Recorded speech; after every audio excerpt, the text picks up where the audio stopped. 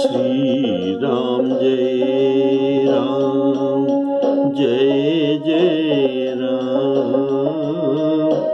श्री राम जय राम जय जय राम।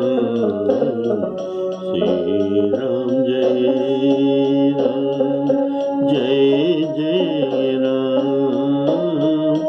श्री राम जय राम जय जय राम।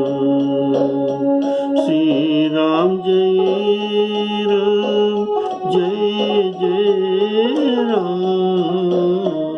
श्री राम जय राम जय जय राम। श्री राम जय राम जय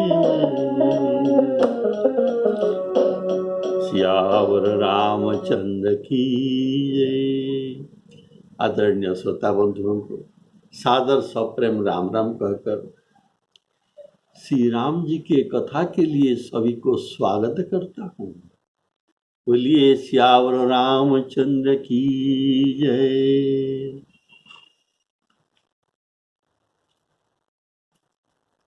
आप अभी कुछ एपिसोड से प्रभु की नरलीला करने का विलाप आप सुन रहे थे और आकाश में हनुमान जी अयोध्या होकर पर्वत लेकर आ रहे थे। तो अभी ये अर्धरात्र के बाद आ गई, प्रभु के पास आ गई। तो प्रभु के प्रलाप के कारण सभी वानर और भालू ये सभी विकल हुए थे, मानो पूरा इनके दल में करुणा के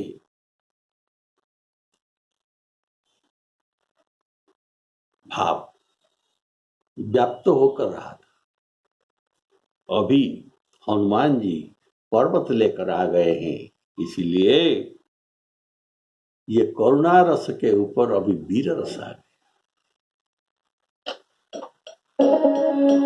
प्रभु प्रलाप सुनि कान विकल भई बानर निकर। आई गए हनुमान जिमि करुणा महु वीर रस। जिमि करुणा महु वीर रस।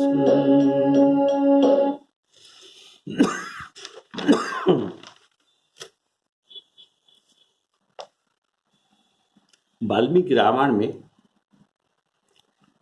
जो वर्णित है, सर्वे ते वानर श्रेष्ठा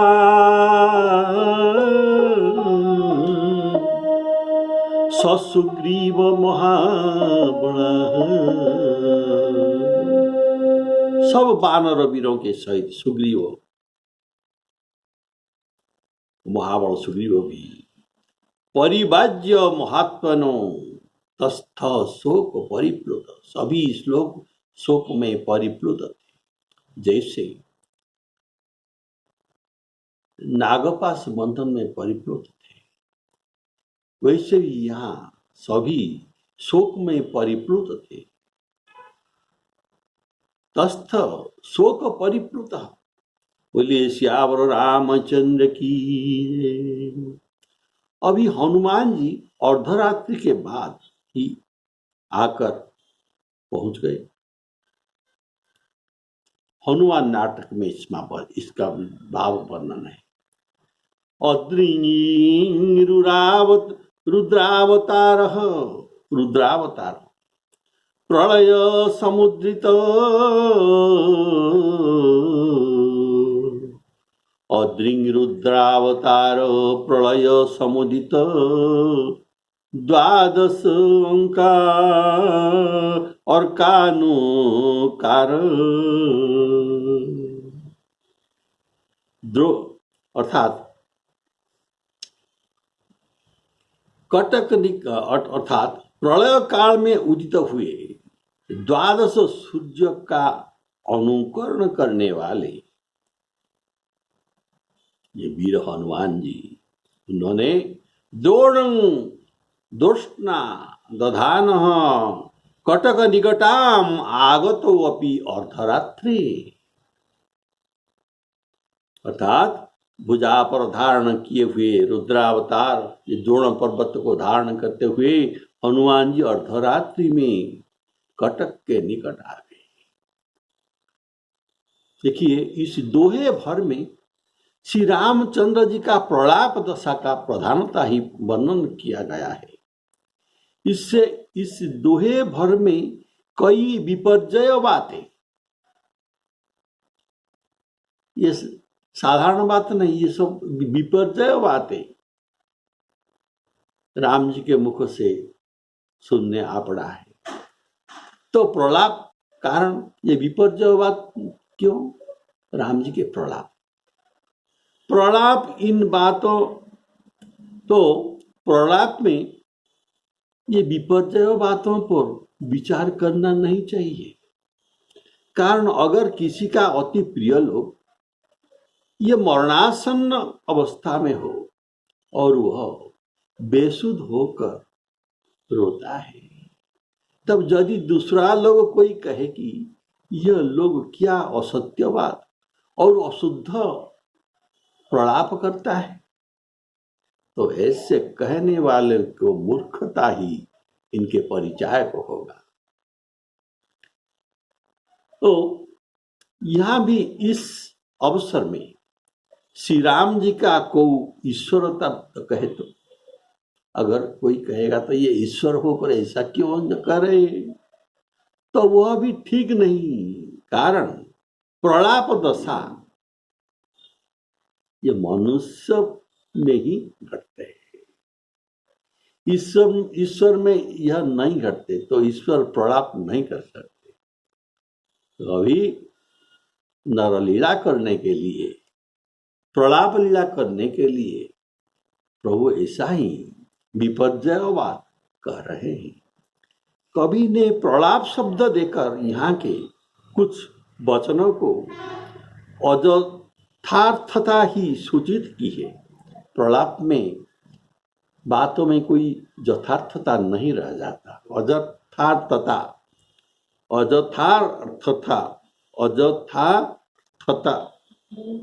ही सूचित है। इसीलिए श्रोता और पाठकों को शंकर भगवान जी पहले ही सावधान कर दिया था कि देखो, श्री राम जी जो बोलेंगे ये ईश्वर के हिसाब में नहीं, ये मनुज के अनुसार ही बोलेंगे। इसीलिए शंकर भगवान जी ने कह दिया था, बोले वचन मनुज अनुहारी। इसलिए बोले वचन मनुज अनुहारी, बोले वचन ईश्वर अनुहारी ये नहीं। इसलिए इनके बात पर सोचना करना नहीं चाहिए। प्रलाप का अर्थ है उच्च स्वर से बोलना, उच्च स्वर में रोना, ये प्रलाप। इसमें व्याकुलता और बेसुधता रहना स्वाभाविक ही है, जिससे बातों में भी हेर फेर हो जाता है। इसीलिए किसी प्रकार भी मन में शंका लाना नहीं चाहिए। फिर भी प्रभु के ये बात पर हम कुछ शंका का समाधान विभिन्न शास्त्रों पुराण से लेकर सिद्ध करना चाहते हैं। अगर ये ठीक हो तो माने, ठीक न लगे तो न माने। बोलिए श्यावर रामचंद्र की जय। तो आपने सब बात सुने हैं, कैसे इनके बातों में जो शंका है, जैसे निज जननी के एक कुमार, जो जनते वन बंधु विषय इत्यादि जो शंका की बात है, इसका शंका का समाधान भी पिछले एपिसोड में किया गया है।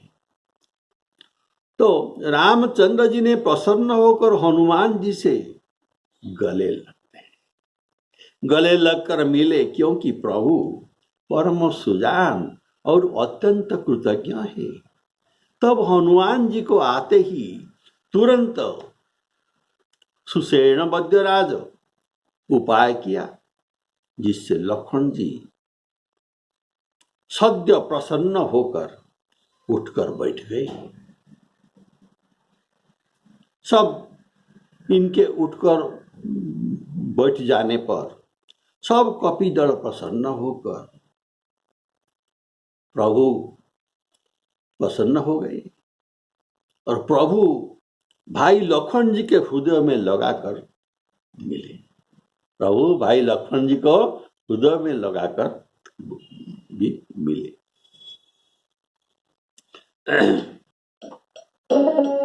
हर श्री राम भेटेउ हनुमाना, अति कृतज्ञ प्रभु परम सुजाना, तुरंत वैद तव कीनी उपाय, उठी बैठे लक्ष्मण हरसाई, उठी बैठे लक्ष्मण हरसाई, हृदय लाई प्रभु भेटेउ भ्राता, हर्षे सकल भालु कपिव्राता।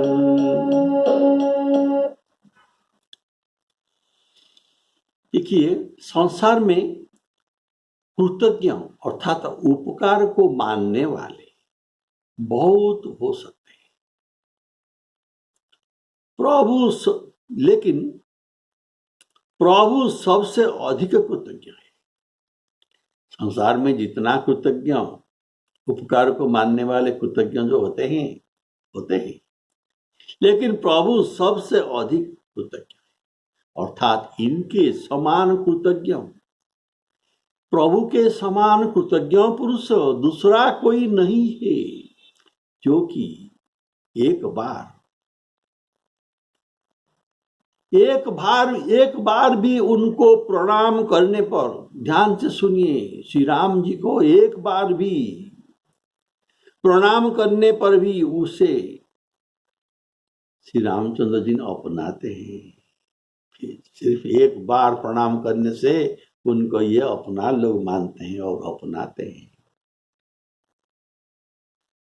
जो गोस्वामी जी ने वर्णन भी किया है, सकृत प्रणाम, सकृत माने एक बार, सकृत प्रणाम किए अपनाए, सकृत प्रणाम किए अपनाई, अर्थात अगर कोई एक बार भी प्रणाम कर लेता तो क्या होता है, ये प्रणाम करने का भाव श्री राम जी इनको उपकार मान लेते हैं, अर्थात ये मेरा उपकार किया। कैसे? मैंने उनको कुछ नहीं दिया, लेकिन ये मुझे प्रणाम किया, तो मुझ पर इनका कितना विश्वास है और इसका ये उपकार मानते हैं और सिर नीचा करते हैं। जो ये इसको उपकार मान लेते हैं और इसके आगे सिर को नीचा कर लेते हैं। क्यों नीचा कर लेते हैं? इन्होंने जो मेरा उपकार किया, हम इनका बदला कैसे चुकाएं? ऐसा नीति, प्रीति, परमार्थ भाव, स्वार्थ भाव जो जो है, ये राम जी के समान कोई नहीं जानते हैं। नीति, प्रीति, परमार्थ, स्वार्थ, कौन राम सम जान जथारथ, कौन राम सन जान जथारथ। श्री राम जय राम, जय जय राम। इसीलिए श्री रामचंद्र जी हर श्री राम भेटेउ हनुमान, अति कृतज्ञ प्रभु परम सुजान। यह जो अति कृतज्ञता आप सुन रहे हैं, इसका भाव है अभी तक औषधि भी नहीं ली गई है। लखन जी को अभी तक औषधि लाया गया है, ये ठीक है, लेकिन औषधि लखन को नहीं दी गई है। न कोई उपाय या चिकित्सा भी शुरू हुआ है, न लखन जी सचेत भी हुए हैं, वैसे ही ये भूमि पर लेटे हुए हैं। पर हनुमान जी ने जो कहा था उसे करके दिखाया। हनुमान जी ने जो औषध लाने के लिए कहा था, ये करके दिखा दिए, अर्थात औषध लाए। अतः प्रभु हर्षित होकर हनुमान जी से मिलते हैं। यहाँ भाई के बिना स्वास्थ्य लाभ किए भी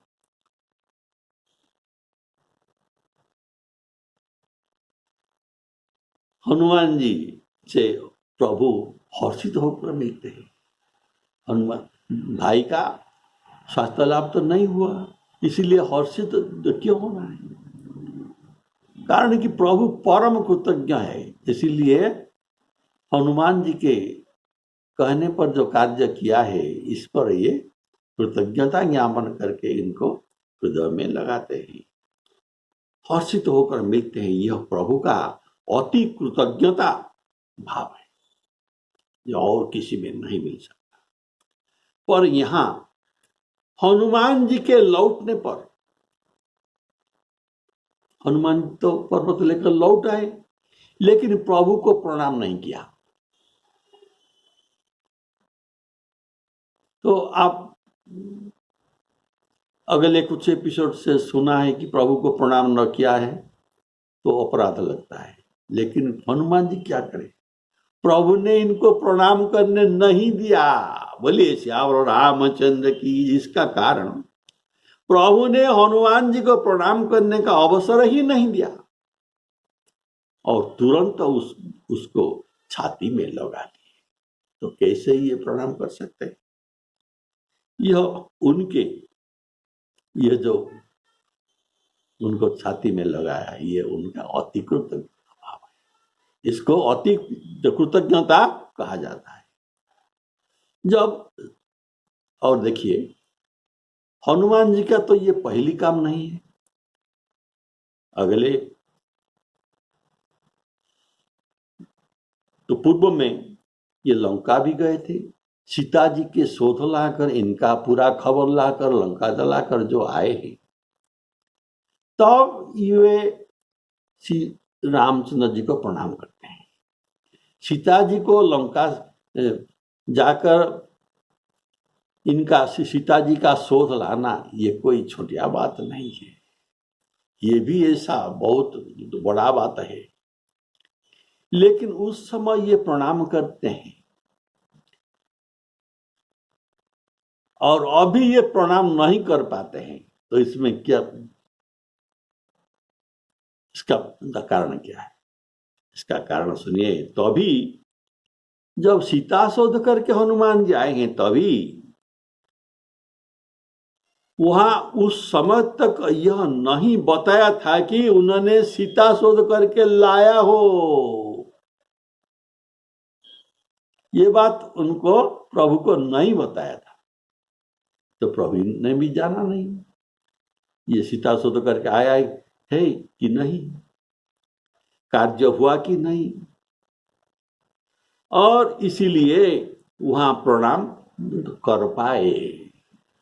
और यहां राम जी प्रत्यक्ष में देखा तो काम करके आए हैं, इनको कहने का न पड़ा, आवश्यक न पड़ा, इसीलिए प्रणाम करने की पूर्व ही हनुमान जी को ये गले लगा लिए। कारण प्रभु क्या है आपने जाना है, अति कृतज्ञ प्रभु परम सुजाना, अति कृतज्ञ प्रभु परम सुजाना। वाल्मीकि रामायण में श्री रामचंद्र जी हनुमान जी को बुद्ध कहते हैं। तो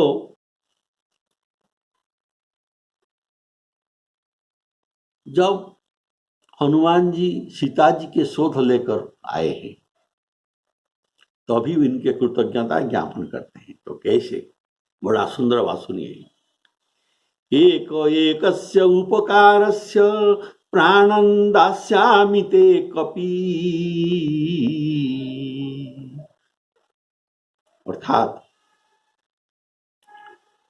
तुम्हारे एक एक उपकार में प्राणं दास्यामि ते कपि, इसके बदल में मैं प्राण दे सकता हूं। एक एकस्य उपकारस्य प्राणं दास्यामि ते कपि, अर्थात हे बानर, प्रत्येक तुम्हारे किए हुए एक एक उपकार के हम तुम पर ऋणी हो गए। अर्थात हम प्रत्युपकार नहीं कर सकते, प्रत्युपकार नहीं कर सकते। प्रत्यक्ष क्रियमाणस्य ऋणनो अयम्, तुम्हारे प्रत्यक्ष उपकार से हम ऋणी बन गए। प्रत्यक्ष क्रियमाणस्य ऋणिनोऽयम्, प्रभु कहते हैं तो मैं ऋणी हो गया। उपकार का प्रत्युपकार करना चाहिए, लेकिन मैं नहीं चाहता कि मैं प्रत्युपकार तुम्हारे करूं। तो क्यों? और मैं यही चाहता हूं कि ये सब तुम्हारे जितना उपकार है ये मेरा शरीर में हजम हो जाए, इनके बैलेंस न रहे। इसलिए मैं यही चाहता हूं कि तुम्हारे उपकार कैसे मेरे शरीर में जीर्ण हो जाए। अंगे ध्वेव जरा जातुं जत्वया उपकृतं कपि, अर्थात आपके हमारे शरीर में ये उपकार सब जीर्ण हो जाए और आपके प्रत्युपकार के लिए, अगर मैं आपके प्रत्युपकार करना चाहूं तो आपको तो विपत्ति ही आना चाहिए।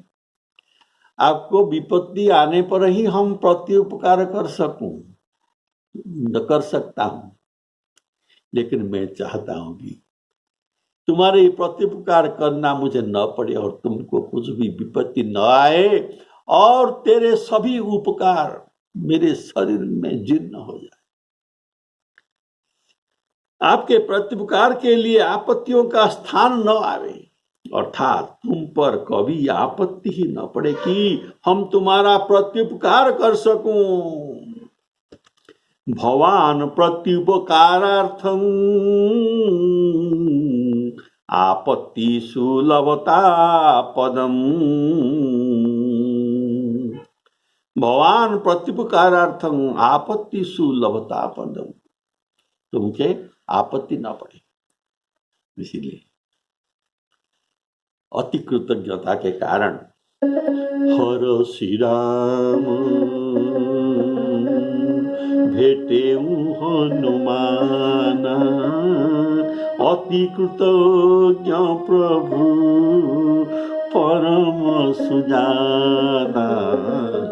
श्री राम जय राम, जय जय राम। श्री राम जय राम, जय जय राम।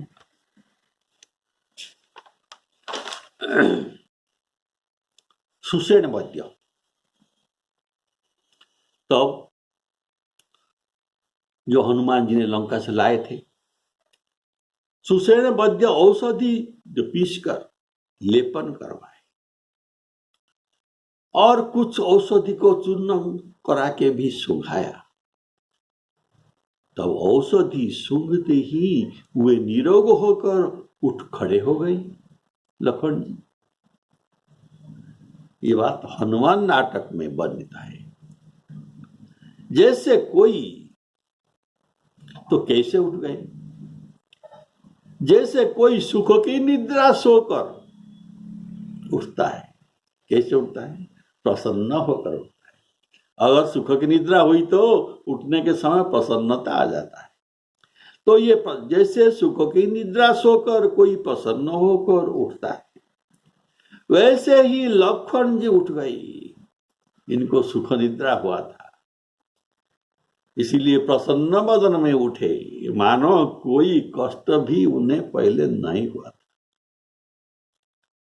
ततो सुप्तो स्थित इव, सुप्त स्थित इव, सोते हुए के समान, बुद्ध्वा जानकर, प्रोवाच लक्ष्मण, ऐसे प्रसन्न वदन में उठकर ये प्रोवाच लक्ष्मण, लक्ष्मण जी कहते हैं क्या? तिष्ठ तिष्ठ क्व गंतामि, हनमिदानी दशानन, अर्थात तिष्ठ तिष्ठ, रह जा रह जा रह जा, कहां जा रहे हो? तिष्ठ तिष्ठ क्व गंतामि, हनमिदानी दशानन, हे दशानन मैं तुम्हें वध करता हूं, तुम कहां जा रहे हो? इति ब्रुवंतम, ऐसा कहते हुए आलोक्य जो वृद्ध्यावधाय राघव, अर्थात ये पूर्ववत वीर रस का पागे हुए, जैसे पहले शक्ति भेद से पहले जो वीर रस उनके पास था, इसी रस में ये अभी कह रहे हैं कि मानो अभी उससे रावण से उनका युद्ध हो रहा है। इंद्रजित से इनका युद्ध हो रहा है, उससे भागते देखकर जो कह रहे कि खड़ा रहो खड़ा रहो, कहां जाता है, मैं तेरा अभी वध कर देता हूं।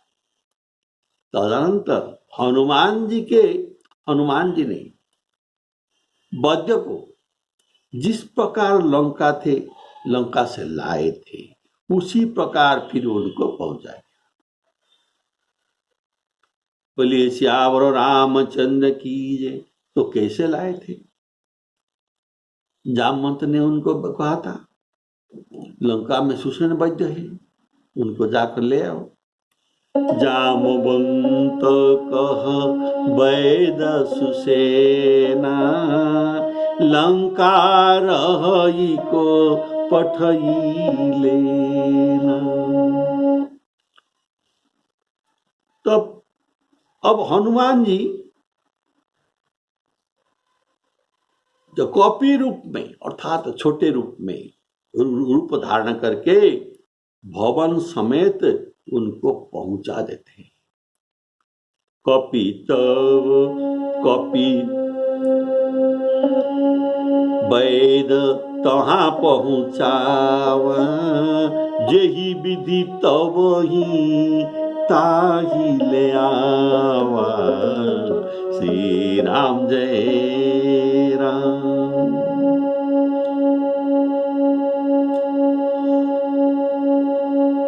और देखिए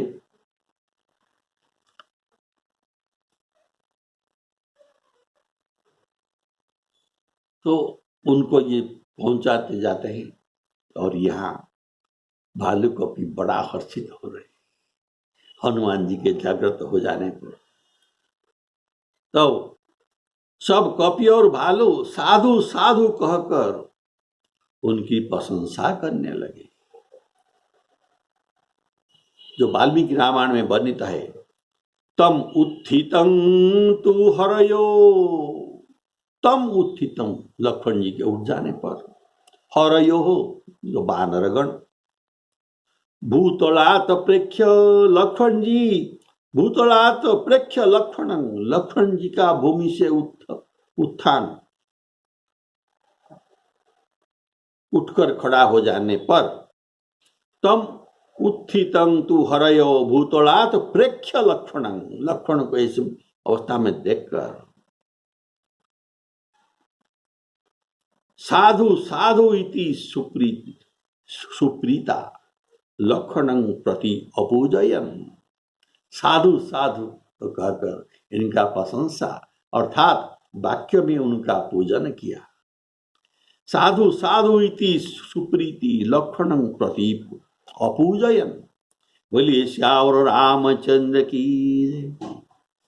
देखिए वाल्मीकि रामायण में जो वर्णित है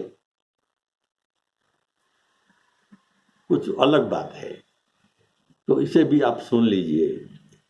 यह जो वैद्य सुसेन जो कहा गया है, यह भगवान के सेना का एक बानर है, ऐसा वाल्मीकि रामायण में वर्णित है।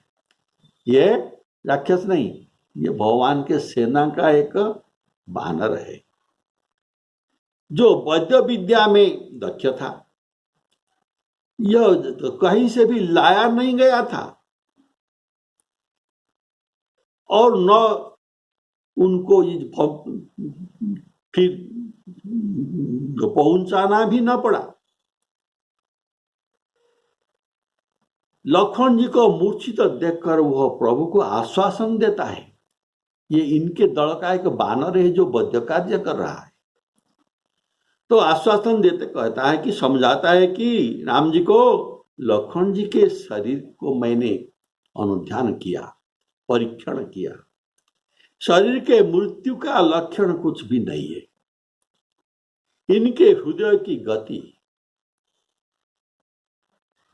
गति तो मौजूद है और श्वास भी चल रहे हैं। अतः यह अवस्था केवल उनका मूर्छित अवस्था है, इतना ही जानिए, और इसमें कोई खतरा नहीं है। यह मूर्छा है, लेकिन मूर्छा से उनको जगाना पड़ेगा, इसीलिए औषधि का जरूरत है। इसीलिए पास उपस्थित हनुमान जी को बोले, आपसे जाम्बवान जी जो जो औषध लाने के लिए जो कहे हैं, उसी औषध को तुम यहाँ ले आओ और शीघ्र जाकर पर्वत के दक्षिण भाग में ये मिलता है द्रोणांचल में, उनको जाकर ले आओ। और मेघनाद वध के बाद तो उन्होंने लक्ष्मण जी को चिकित्सा करके अच्छा कर दिया। और भी ये औषधि का काम तो बाद में भी आया है। जब मेघनाद के वध हुआ तब श्री रामचंद्र जी ने समुपस्थित सुसेन वैद्य से, इनका जो बानर है, उनसे कहा, हमारे जो वीर घायल हुए हैं युद्ध में, सबको तुम जिला दो। अतः वाल्मीकि रामायण में यह प्रमाणित हुआ कि ये रामचंद्र जी ने के पक्ष में बानर सुसेन जो वैद्य काम कर रहा था, ये इनका दल का ही है। लेकिन हनुमान नाटक में, गीतावली में और रामचरितमानस में लिखा गया है कि ये सुसेन वैद्य हनुमान में रहता था, ये लंका में रहता था और उसे हनुमान जी सुप्तावस्था में भवन समझ ले आए। ये रावण का वैद्य था। इसीलिए इनका काम हो जाने पर, लक्ष्मण जी सुस्त हो जाने पर, फिर इनको वहां पर पहुंचा दिया गया। इनके ऊपर, ये सुषेण वैद्य के ऊपर श्री रामचंद्र जी और जाम्बवान जी का विश्वास भी था कि इसलिए तो ये ले आए। वे शत्रु पक्ष का वैद्य होकर भी ये यथार्थ चिकित्सा ही करेगा। सच्चे वैद्य का यह शास्त्र प्रसिद्ध लक्षण है कि चाहे वो शत्रु हो या मित्र भी हो, दोनों को समान दृष्टि से देखकर इनका चिकित्सा करते हैं। वे वैद्य शिरोमणि है, तो ये ऐसे, इसीलिए ये ऐसा ही, तो इसीलिए इनके लिए प्रभु और जाम्बवान जी का विश्वास था। एक संहिता है, सुषेण संहिता। ये सुषेण संहिता इनकी ही बनाई हुई कहा जाता है। तो लक्ष्मण जी सुस्त हो गए। बोलिए श्यावर रामचंद्र की जय, लखनलाल जी महाराज की जय, पवन सुत हनुमान जी की जय। तो यह समाचार रावण ने सुना, लक्ष्मण जी स्वस्थ हो गए। तब अत्यंत विषाद युक्त होकर बारंबार अपना सिर पीटने लगा। ये कैसा बात हो गया। और व्याकुल दशा में कुंभकर्ण के पास आया।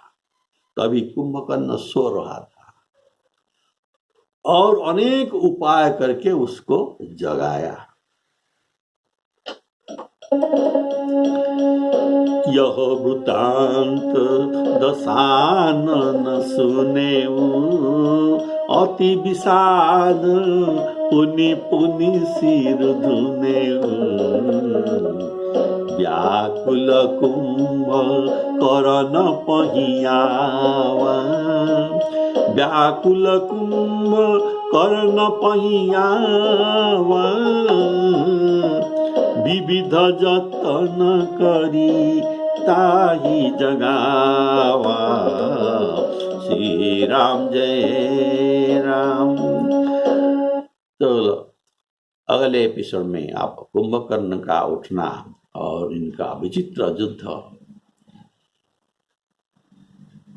देखना और कान में सुनना को मिलेगा, और इनका वध भी हो अगले एपिसोड में होगा। सीतारामार्पणामस्तु। बोलिए श्यावर रामचंद्र की जय। सीतारामार्पणामस्तु।